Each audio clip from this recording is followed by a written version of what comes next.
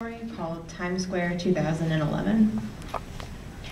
He didn't catch up with me again until the winter of my 27th year.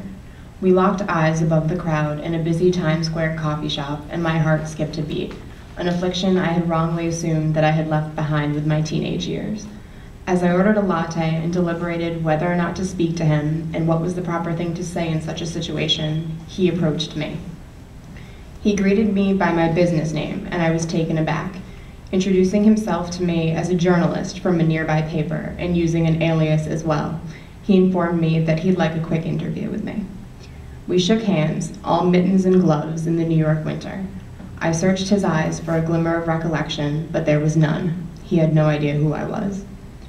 I agreed to an unbelievably quick interview since I was simply taking a coffee break and had to get back very shortly.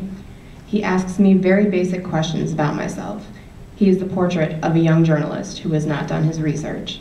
If he had, he would know who I am, not just who I pretend to be. He would remember.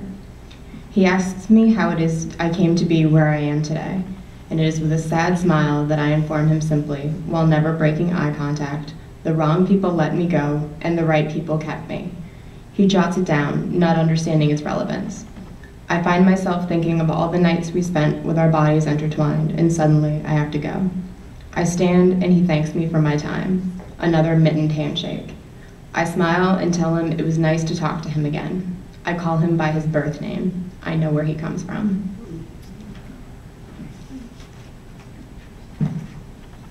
And this I actually found while I was cleaning out my old bedroom at my mother's house. So I wrote this when I was like 18, but I really like it. It's called Love Produced a Flood. Love produced a flood of bitter blue moments. Eternity, he screams, clutching at manipulative fingers. Eternity, she agrees with a cellophane smile, thinking only of her gorgeous red gown.